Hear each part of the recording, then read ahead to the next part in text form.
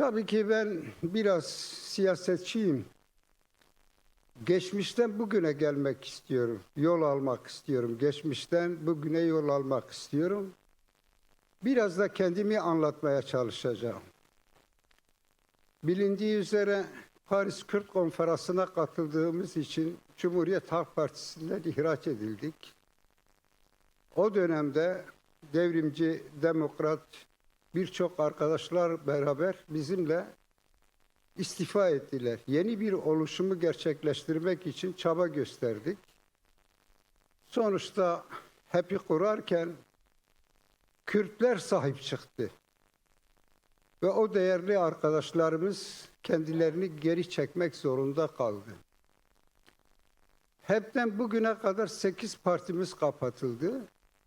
Peki o günden bugüne kadar neleri gündeme getirdik, neleri söyledik, neleri tartıştık? Hep Kürt ve Türk halkının ortak demokratik değerlerde buluşmasını savunduk. Halkların kardeşliğini savunduk. Özgür demokratik bir geleceği savunduk.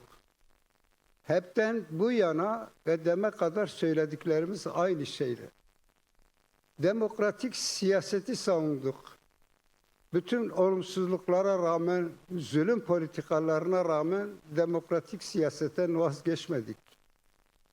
Bildiğiniz gibi özellikle 1994-95 yıllarında faili meçhul cinayetlerle karşılaştık.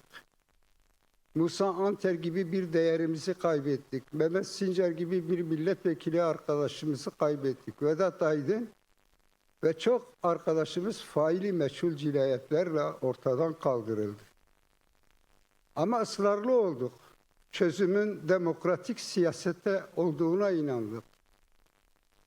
Toplumsal barışın sağlanması için Türkiye demokrasi güçleriyle bir araya gelerek ortak bir mücadeleyi büyütme kararını aldık ve bugün de böyle davranıyoruz.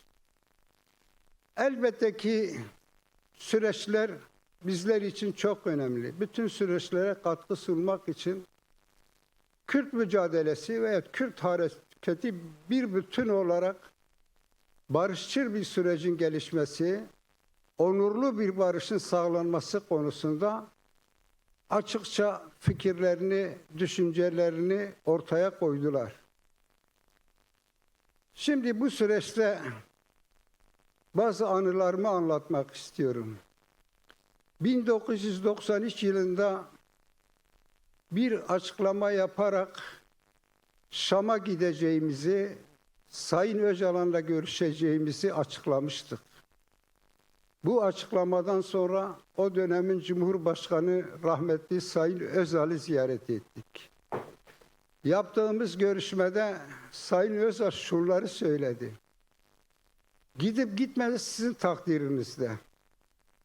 Ama giderseniz ona şunu söyleyin, Sayın Öcalan'ı kastederek. Silahla çözüm olmaz. Demokratik siyaseti büyütmek lazım. Bir uzlaşı politikasını aramak lazım. Ve ben Süleyman Demirel gibi korkak değilim. Askerlerle de konuşuyorum. Şöyle düşünüyorum. Herkes gelecek bir dilekçe verecek. Dilekçe zarfın içinde olacak. Zarf kapalı olacak.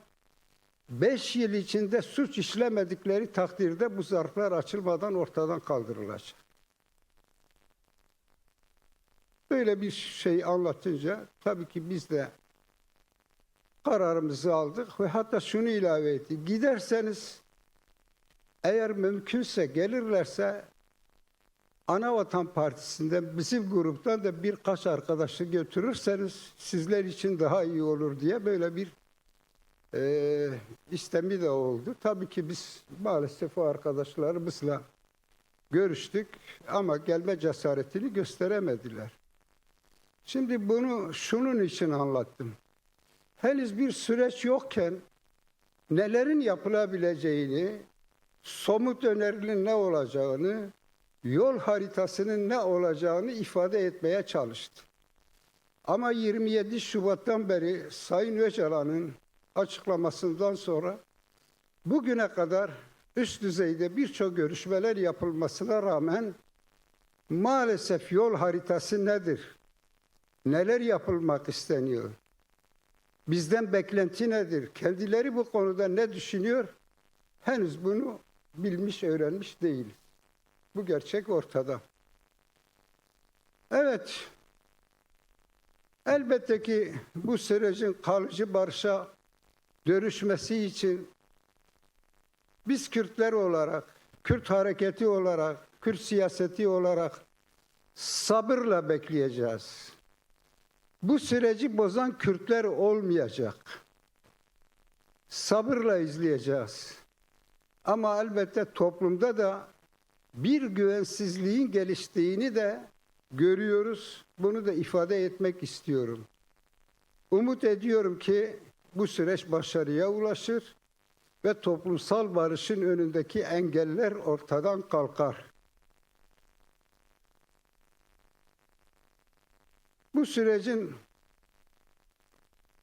iyi işlemesi ve başarılı olması için değerli Türkiye demokratlarına, devrimcilerine, sosyalistlerine ihtiyacımız var. Biz birlikte bunu aşabiliriz.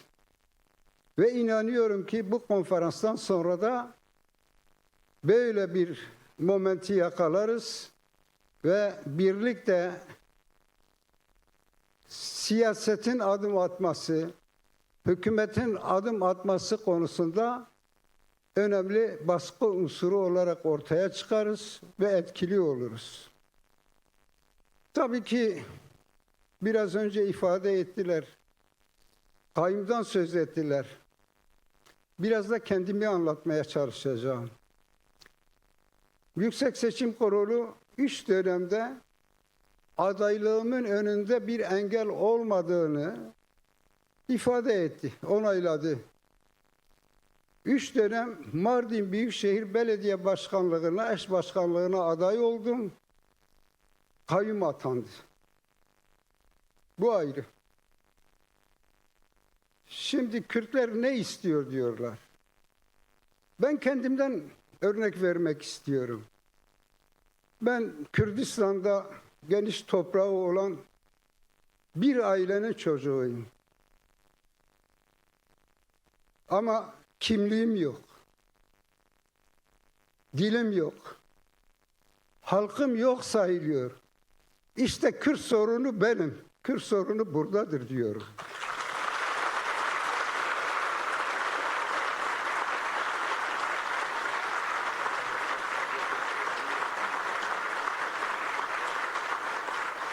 Biz yaşamımız boyunca bölücü olmadık. Birleştirici olmaya çalıştık. Hep toplumsal barışın ve halkların kardeşliğini savunduk. Bugün de aynı şeyi savunuyoruz. Bütün zulüm politikalarına rağmen bunu savunuyoruz. 12 Eylül'leri yaşadık, 1986'ları yaşadık, 1994'lerde dokunulmazlığımızın kaldırılıp cezaevine atıldığımız arkadaşlar dönemi yaşadık. Ama demokratik siyasetten vazgeçmedik. Sorunların demokratik siyasetle çözüleceğine inandık. Bu inancımızı kaybetmek istemiyoruz ve buradan bu sürecin içinde olan, bu süreci yürüten bütün aktörlere seslenmek istiyoruz. Yazıktır. Kürt halkına yazık, Türk halkına yazık. Birleştirici olun, halkları kucaklayın ve geleceği güvence altına alacak projelerle ortaya çıkın. Bugün biraz daha güncel yaşanan, içinde olduğumuz sürecin güvensizleştirme politikaları üzerine konuşmam istendi. Daha doğrusu birlikte inşayı bu yeni süreçte nasıl yapabiliriz? Toplum ne durumda dedi arkadaşlar. Şimdi arkadaşlar bu süreç başlayalı 1,5 yılı aştı. Bu süreç başladığında toplum ve sizler de çok inanmadınız belki, çok ikna olmadınız. güvensizlik sürecin daha başlangıcında kuruldu. Böyle bir garip bir durum var. Fakat o güvensizliğin nedeni toplumun geçmiş deneyimleriyle ilgiliydi. Geçmişe ait devlet bilgisiyle ilgiliydi. Devlet ve toplum mekanizmasının hakim olan unsurlarının Kürt meselesini ele alma ve çözme kapasitesini harekete geçirmeme inadına dair tarihsel bir hikayeye dayanıyordu.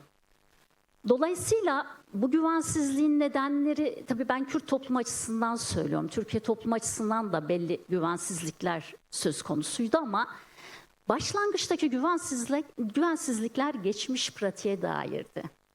Fakat yeni süreç başladığında bu güvensizlik acaba aşılır mı? Belki en güvenmediğimiz süreç bize barış getirir diyen sesler de çoktu. Ancak süreç ilerledikçe, biz sahayı araştırdıkça güvensizlik bariyerinin o baştaki tedirgin, temkinli, aşılabilir olma ihtimalinin çok güçlü bir biçimde yapısallaşmaya başladığını gördük. Çünkü sürecin başındaki güvensizlik unsurlarına iktidarın, devletin sürece yaklaşımı, süreci ele alma biçimi, süreci yürütürken kullandığı parametreler yeni bir güvensizlik alanı inşa edip derinleştirmeye başlamıştı. Örneğin PKK'nın barış ve demokratik toplum süreci dediği, iktidarın ve devletin terörsüz Türkiye diye tariflediği ama tariflerine göre de tutum aldıkları tarafların tutum aldıkları bir pratik sonuç oluştu. Devlet terörsüz Türkiye kavramının içine bir nevi sorunun ya da çatışmanın sürecin yönetilmesi gibi bir içerik kazandırmaya başladı. PKK ise silahsız mücadele, demokratik siyaset perspektifini alan açmak açısından kendini feshettiğini duyurdu. Silahsız mücadele sürecini benimsediğini ilan etti. Ve bunu Türkiye toplumuna gösterebilmek, kimi güven bariyerlerini aşabilmek açısından sembolik olarak yakında 19 Temmuz geliyor, yıl dönümü olacak. Silahlarını yaktı. O silahları ne yapacağını da göstermiş oldu. Dünya deneyiminde o silahlar bir şey oluyor ya, işte İrlanda gömüyor, betonluyor, bir başkası veriyor. PKK yaktı. Yakan silahın bir daha hiçbir zaman kullanılmaması açısından. Adımların tek taraflılığı, devlet ve iktidar kanadının ya da sürecin devlet nezdindeki siyasal iradesinin pratik ve politik olarak benzer güçte pratik sonuç üretmiyor olmasının toplumun güvensizleşmesinde bir parametre olarak karşımıza dikildiğini gördük. Yine sadece o da değil, sürece dair yasa kanun çıkarmıyor meselesi de değil. Süreç başladıktan sonra kutuplaştırıcı dilin aşılmıyor olması, hedef gösterici dilin aşılmıyor olması, o güvensizlik bariyerini biraz daha sağlamlaştırdı. Bu da yetmedi. İşte 19 Mart'tan bu yana CHP'ye dönük operasyonlar ve son olarak Butlan kararını görüyorsunuz. Siyaset alanının şekillendirilmesi, biçimlendirilmesi meselesi. Bu da yetmedi. Bu tip süreçlerde çok tipik bir şey beklenir. Mesela süreç ilk başladığında Kürdistan'da insanlar, Selahattinler, Figenler serbest bırakılacak. Siyasal tutuklular, tutsaklarımız serbest bırakılacak. 30 yıl yatıp cezası bittiği halde aslında hukuki normda çokça tartışmalı bir hüküm gereği yatmaları sürdürülen, cezası bittiği halde, tahliye süreçleri geldiği halde çıkarılmayan çocuklarımız geri gelecek duygusuyla sürecin ilk şeyine bunu koydular. Çünkü bu işin bir havaya, bir iklime, bir duyguya, bir motivasyona ihtiyacı vardı. Bütün bunlar yaşanmadı. Bunları çok uzatmayayım, hep beraber yaşadık. Bütün bunlar yaşandıkça bir de işin Rojava ayağı var. Rojava'da yaşananlar zaten toplumdaki tedirginlik ve Kürtlerin kazanım, mücadele etme, kendini koruma dinamiklerine el konulma kaygısı ile ilgili duyduğu kaygıyı besleyen bir Rojava pratiği yaşadık. Ne yazık. Çöküş çağı yanılsaması diye bir kavram var. Her kuşak kendi yaşadığı dönemi bir çöküş çağı olarak nitelendirir. Bunu böyle nitelendirme eğilimindedir. Eyvah toplum çürüdü der. Her şey bitti der. Böyle bir umutsuzluğa kapılma eğilimi vardır. Mesela 1. yüzyılda Romalı tarihçi Livy şey diye yazmış. Bu iş bitti artık, toplum çürüdü.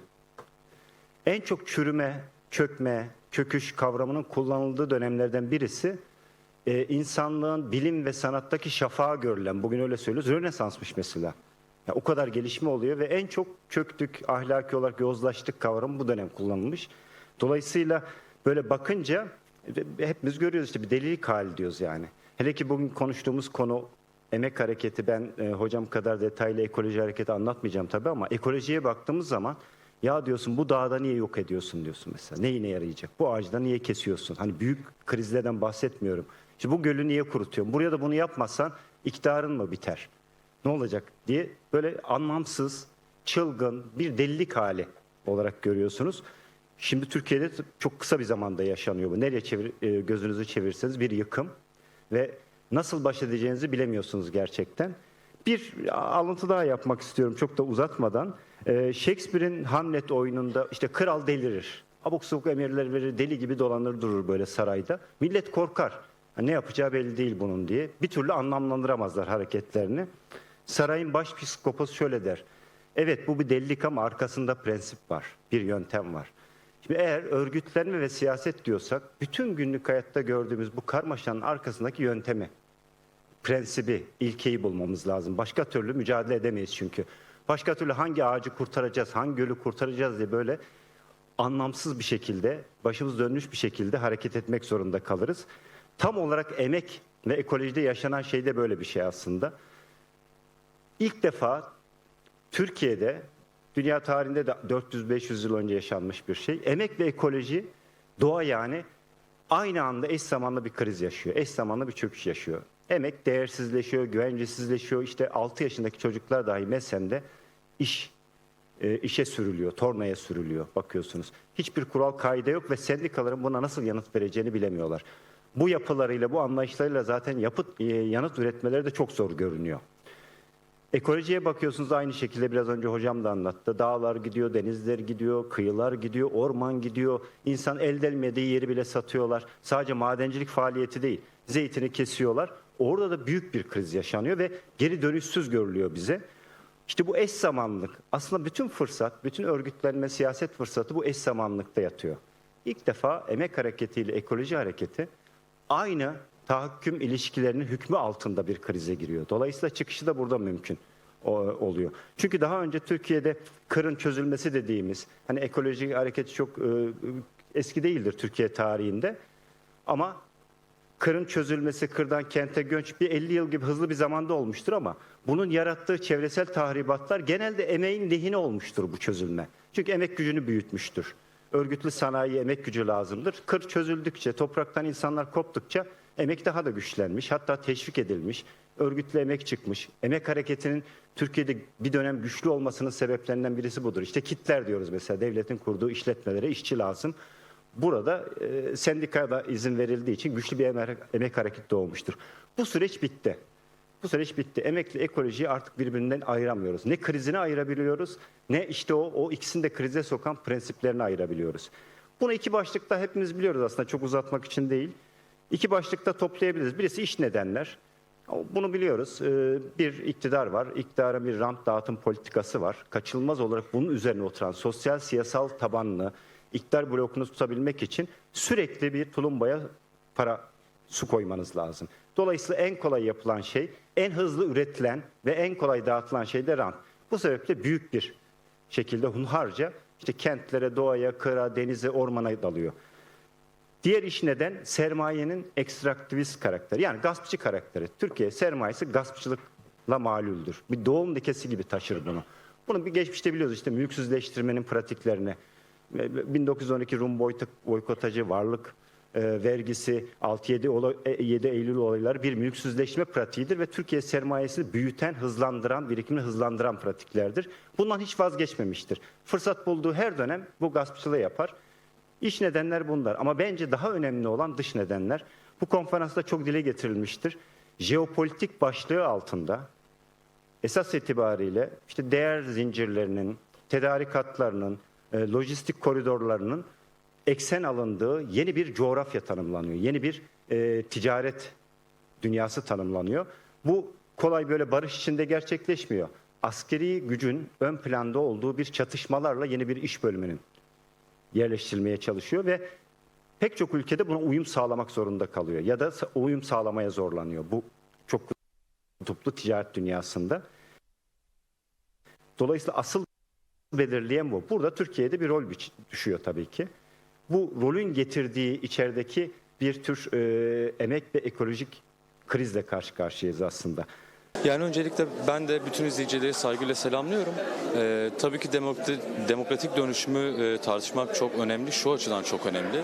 Yani bir barış sürecinden geçiyoruz ve bu barış süreci yalnızca aslında işte çatışmanın durduğu veya silahların susturulduğu bir süreç değil. Aynı zamanda şimdiye kadar 100 yıllık çatışmalı dönemden dolayı geliştirilecek aslında bütün bu yüzleşmelerin de bir süreci olmalı. Ve bu şekilde aslında bütün savaşın taraflarının yaşadığı acıları, yüzleştiği şeyleri aslında bir onarım aşamasında içermektedir. Bu anlamda Cumhuriyet dönüşmeden zaten eski çatışmalı sürece dönme kaygısını da bir anlamda yaşıyoruz. Bu anlamda gerçekten kalıcı ve onurlu bir barışı gerçekten tartışıyorsak öncelikle Cumhuriyet'in demokratik dönüşümü gerekli. Çünkü Cumhuriyet zaten demokratik olmadığı için, yanlış temellerde kurulduğu için bu çatışmalı duruma sürüklendik.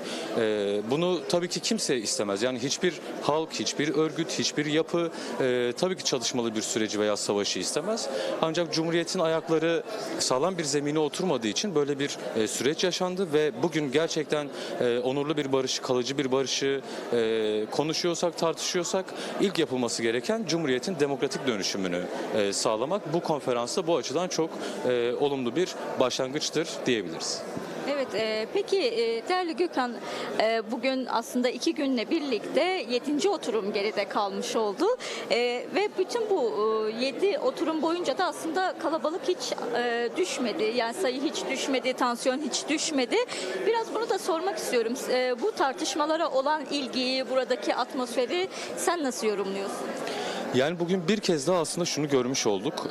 Barışın gerçekten yalnızca iki tarafı yok. Bütün bu savaş çatışmalı süreçten aslında topyekün olarak Türkiye halkları etkileniyor. İşte bugün burada muhafazakar, dindar kesimlerden gelenler, Türkler, Boşnaklar, Lazlar, bütün halklardan, bütün kimliklerden, bütün inançlardan insanlar var ve aslında bugünün çağrıcısı onlar. Çünkü en çok savaştan etkilenenler aslında halklar, bu kesimler. Yani yalnızca işte Kürt Özgürlük Hareketi veya Türkiye Devleti değil, topyekün olarak bütün halk bu çatışmalı süreçten etkileniyor. Dolayısıyla özellikle farklı kesimlerden, farklı yapılardan, farklı inançlardan, farklı kimliklerden insanların buraya gelip böyle bir barışı tartışması en başta tabii ki çok değerli bir şey ve çok onurluca bir şey. Bunun altını çizmek lazım. Aynı zamanda bu barışın toplumsallaşması için de çok büyük önem taşıyor. Yani barışı toplumsallaştırmadığımız sürece, bütün halkların kabulünü almadığımız sürece yine tartıştığımız barış tartışmalarının da aslında zemini sağlamlaşmıyor ve ayakları boşta kalıyor. Dolayısıyla yani tam da dediğiniz gibi dün çok büyük bir kalabalık vardı. Bugün gittikçe azalan değil. Yani normalde işte alışılan gibi gittikçe azalan değil. Tam aksine gittikçe artan bir kalabalık var. Aynı zamanda insanlar barışı o kadar aslında istiyor, o kadar içselleştiriyor ki yani sadece işte konferansta yapılan tartışmalar değil, insanlar çıkıp işte sigaralarını içtiklerinde, yemeklerini yediklerinde bile barışı tartışıyorlar. Yani bu halkın aslında bütün halkların, sadece Kürt halkının veya Türk halkının değil, bütün halkların barışa ne kadar aç olduğunu, barışı ne kadar istediğini, barışı ne kadar toplumsallaştırmak istediğini aslında bu konferansta bir kez daha görmüş ve yaşamış olduk. Bu anlamda yani bu atmosfer bizim için çok umut verici.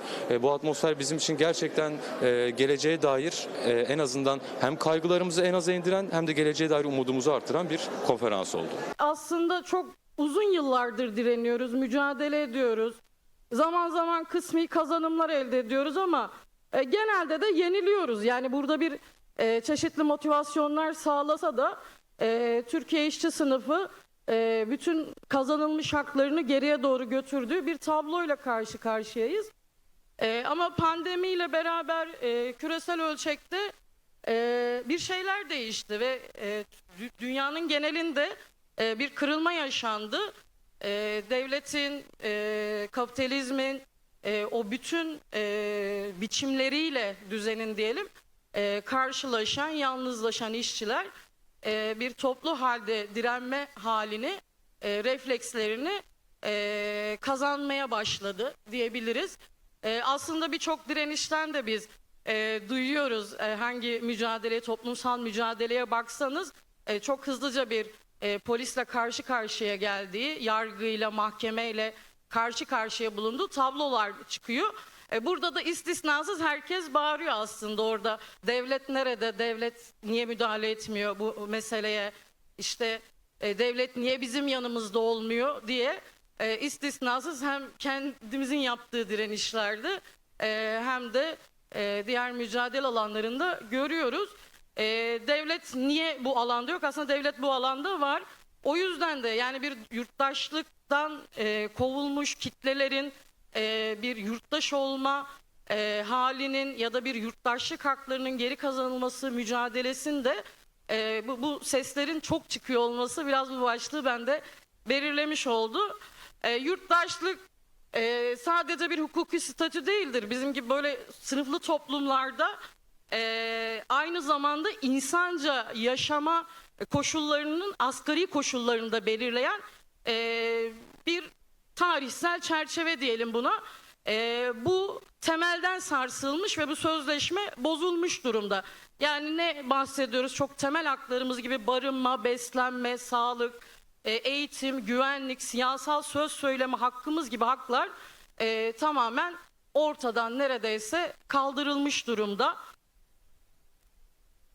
Bu bağ çözülmesiyle beraber insanca yaşam talebi kitleler nezdinde de bugün toplumun bütün katmanlarında da gelecek bir vaade dönüşüyor. Yani insanlar yaşadığı yurdun, memleketin içerisinde insanca yaşamak ve insanca çalışmak istiyoruz talebiyle örgütlenmek, dövüşmek zorunda bırakılıyor. İnsanca yaşam koşulları bireyin nasıl diyelim dayanma gücüne, piyasa koşullarına tamamen terk edilmiş durumda.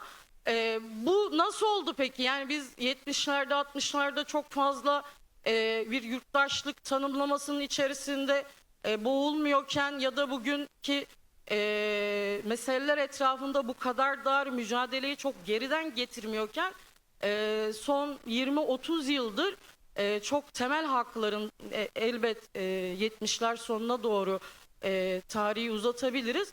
Çok temel hakları gibi, ücret hakkı gibi haklara sıkıştırılmış durumdayız. Ben burada biraz Türkiye'deki rejimin tartışılmasının ve bu rejimin ya da bu dönüşümü sağlayan, rejimi dönüştüren yapıların anlaşılması gerektiğini düşünüyorum. Çünkü biz bu yapıları ve ilişki ağlarını eğer tanımlayamaz ve anlayamaz ve bunun karşısında bir bağ ve politik bir kanal açamazsak bugün Varto'da direnen, Giresun'da direnen, Şırnak'ta direnen köylülerin ya da bütün memlekette verdikleri yaşam alanlarını koruma mücadelesini tam olarak anlamakta ya da bugün Ankara'ya insanca yaşam ve güvenceli çalışma koşulları için yürüyen öğretmenler şu an hala gözaltında diyebiliyorum. Bu mücadeleyi anlamlandırmak ve o direniş mevzisini büyütmek bizim açımızdan o kadar zorlaşıyor. Türkiye'de bugün tartışılan siyasal rejim biraz daraltılarak tartışılıyor. İşte tek adam rejimi ya da işte tek adam yönetimi, anayasal sistem değişikliği gibi daraltılarak tartışılıyor ve sağdan sola da bütün topluma, işçi sınıfına bu dar tanımlama içerisinde bir tartışma ya da anlayış biçimi geliştiriliyor. Rejim egemen sınıfın tarihsel bir momentte kendi çıkarı için, maddi çıkarlarını güvence altına almak için devleti organize etme biçimi aslında. Rejim dediğimiz şeye buna diyoruz. Ve bugün Lenin'in deyimiyle de devlet bir gücün özel örgütüdür. Yani bir sınıf diğer sınıfın sırtını yere getirmeye çalışan bir organizasyondur. Komplike, sadece kollukla, hükümetle, oluşmayan yargısıyla, bürokrasisiyle tanımlayabileceğimiz basit bir yapı değildir. Meseleye başladığımız yer bir realitenin tanınma meselesi. O da LGBT artı realitesi. Anlaşılması, kavranması ve devamında hem toplumsal hem de hukuksal olarak tanınması gereken bir meseleden bahsediyoruz. Peki nedir bu realite? Bu realite şudur ki insanlık tarihi kadar eski, hatta insanlık tarihinden bile daha öncesi ne kadar uzanan bir çeşitlilik, cinsel yönelim ve cinsiyet kimliği çeşitliliğinden. Adında cinsel geçtiğine bakmayın, bu sadece cinsellikle ilgili bir mesele değil. Bu insanın kendisi olmasıyla, kimi sevdiğiyle, ne giyinmek istediğiyle, kimle hayatı paylaşmak istediğiyle ve onurlu bir yaşam sürme isteğiyle ilgili bir realite. Çoğu zaman LGBT artılardan bahsettiğimizde çok güncel bir konudan bahsetmişiz gibi oluyor. Son dönemde mi çıktılar acaba? Birden nereden türediler? Bunların arkasında hangi güçler var? İç düşmanlar mı, dış düşmanlar mı? Yoksa hem iç hem dış düşmanlar mı? Karar veremiyoruz. Ve bu minvalde tartışmaya devam ediyoruz. Oysa ki realitenin kendisi bize şunu söylüyor. Çevremizde LGBT artılar her zaman vardı. Antik Mısır'da bir mezarda beraber gömülmüş ve bütün hayatları boyunca o hayatı beraber paylaşmış insanlar da vardı. Halk türkülerinde, şarkılarda, şiirlerde dile gelebilen hisler, duygular da vardı. Ama bunlar çok iyi bildiğimiz üzere asimilasyon politikalarıyla sessizleştirildi, silindi ya da tahrif edildi. Çünkü insan dediğimiz şey hikayesiyle insandır. Hikayesini anlatabildiği ve hikayesine kulak verenler olduğu, sözünün kendine yankılanmadığı, başka bir sözle birleştiği ölçüde değerli ve kıymetlidir. Ama LGBT artıların hikayelerini son yıllara kadar LGBT artılar dışında herkes anlattığı, herkes LGBT artılar üzerine konuştuğu, herkes lezbiyenler, geyler, biseksüeller, translar nereden çıktı diye bir sorunu tariflemek üzerine konuştuğu için bize ulaşabilen bütün hikayelerin hepsi en iyi ihtimalle eksik, en kötü ihtimalle yanlış ve iftiralardan ibaret. LGBT artılarla ilgili ilk görmemiz gereken bu Cumhuriyet'in de stratejisi ve Cumhuriyet'ten çok daha öncesinden beri var olan bir strateji var. O da asimilasyon politikalarının size dayattığı bir duygu, utanç. Kendinizden utanmanız, yaşamınızdan utanmanız, hayatınızdan, bedeninizden, varoluşunuzdan utanmanızın öğretildiği bir sistemde yaşıyoruz. Bu sistem dünyanın birçok yerinde kendinden utandırarak sizi sistemin dışarısında bazen bir günah keçisi, bazen dalga geçip rahatladığımız bir unsur, bazen de linç girişimleriyle katlettiğimiz, yok ettiğimiz bir düşman haline getiriyor. Kendi hayatımızda da bu böyledir. Ben ne zaman LGBT artılarla ilgili konuşsam şu örneği veririm. Biraz çocukluklarımıza giderim, yaşadığımız yerlere. Her köyde, her mahallede bir kız Ali, bir erkek Fatma vardı. O kız Ali ile ilgili hikayelerimiz de vardı. Bir kız sevmiş, vermemişler. O yüzden bekar kalmış ama çok iyi insan derdik. Bu hikayeler herkesin hayatında vardı ama mesele LGBT artı meselesini politik bir gündeme taşıyan mesele tam da o kız Ali'lerin erkek Fatmalarında bir hakkı olduğunu gördüğümüzde başlıyor. O da haysiyet hakkı. Haysiyetiyle saklanmak zorunda kalmadan kendi hayat hikayesine ve iradesine sahip çıkarak yaşama hakkı, onuruyla yaşama hakkı ve kendinden utandırılmadan yaşama hakkı. Şu an önümüzde çok güncel bir mesele var. Cumhuriyet'in 100 yılına geçmeden ona da değinmek gerekiyor. Bu yaşamın önünde en büyük tehdit olarak bir takım yargı paketleriyle karşı karşıyayız. Takip ediyorsunuzdur. 12.si geldi. İşte 10 ve 11 püskürtüldü. En özetle artık LGBT artılar kendinden utanmadığı, üzerlerine giydirilen o utanç gömleğini yırtıp attığı ve haysiyetini talep ettiği için devletin klasik, öğrenilmiş, diğer birçok gruba uyguladığı yöntemlerini bu sefer LGBT artılara uygulayarak sırf var olduğunuz için ya da var olduğunuzu söylediğiniz için ya da eşit olmak istediğiniz için cezaevine atılacağınız bir yasa değişikliğinin arifesindeyiz. 10 ve 11'i püskürttük. Umuyorum ki 12'yi de püskürteceğiz ama siyasal iktidarın düşman yaratma stratejisinin aynı zamanda kendi otoriter rejim alanını güçlendirmek ve içinden geçtiğimiz bu demokratik toplum sürecinde, demokratik toplumu inşa etme, mücadele sürecinde ve bir çözüm ve barışa doğru gidebilecek süreçte kendi elini güçlendirme adımlarından biri olduğunu ve bu sürecin kendisine bir provokasyon olduğunu da fark etmemiz gerekiyor.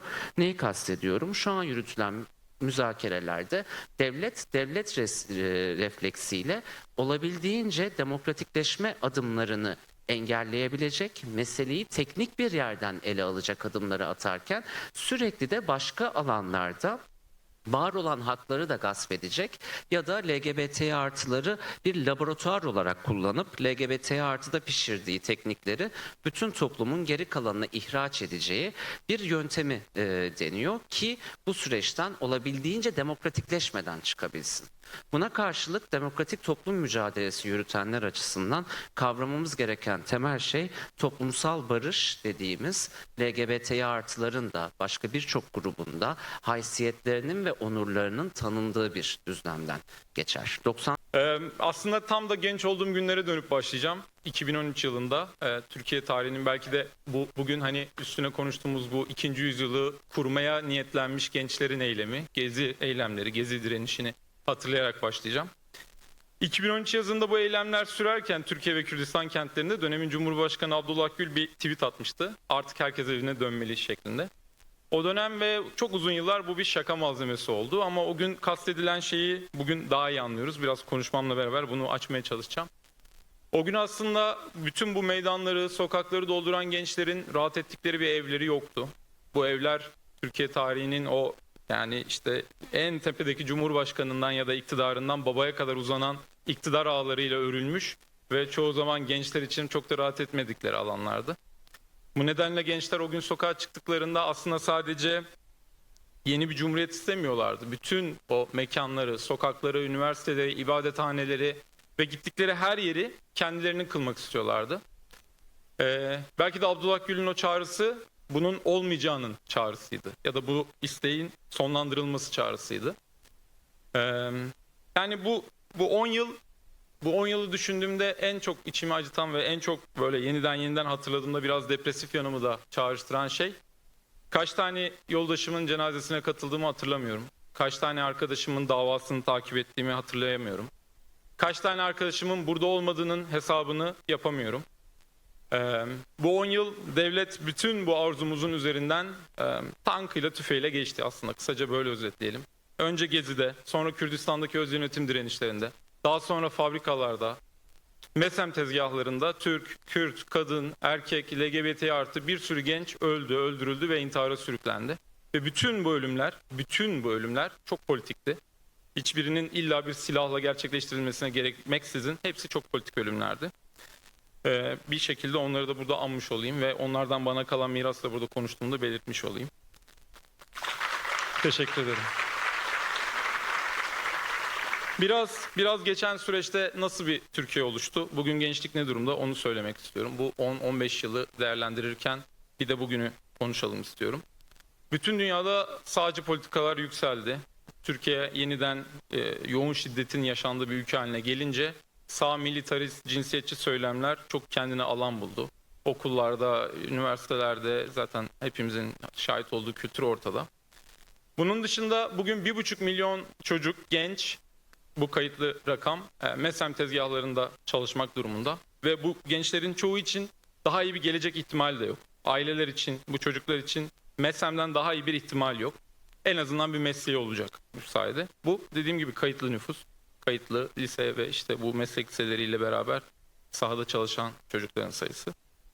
Ve 5 milyon ev genci var. Bu yeni bir kategori. Dünyada da artan bir sayı, bir istatistik ve bir sosyoloji. 5 milyon ev genci demek, bu gençlerin ev genci ne demek onu açıklayayım. Bu gençler eğitimde değiller. Yani bir okulda bir eğitim almıyorlar. İş aramıyorlar, bir iş yerinde çalışmıyorlar. Bütün hayatlarını evde kurgulamış durumdalar ya da işte o küçük ekonomik durumlarına bağlı olarak ne bileyim ailelerinden aldıkları harçlıkla bir yaşam kurgulamış durumdalar. Yani o işte 10 yıl önce Abdullah Gül'ün attığı o tweette söylediği ev bugün hani herkes evine dönmeli demişti. Bugün bizler için ve gençler için mecburileştirilmiş bir durum artık. Çünkü neoliberal politikalar ve şehirlerin geldiği hal itibariyle artık yaşam gerçekten özellikle de pandemi sonrası süreçte yaşam çok pahalı.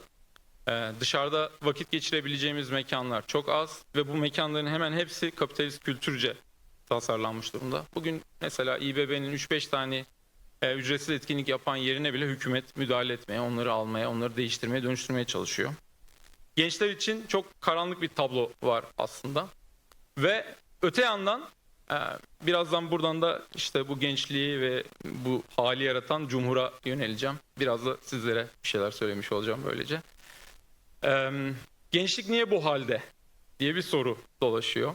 Yani gençler nerede? Gençler gelmiyor, gençler örgütlenmiyor, gençler tavır koymuyor.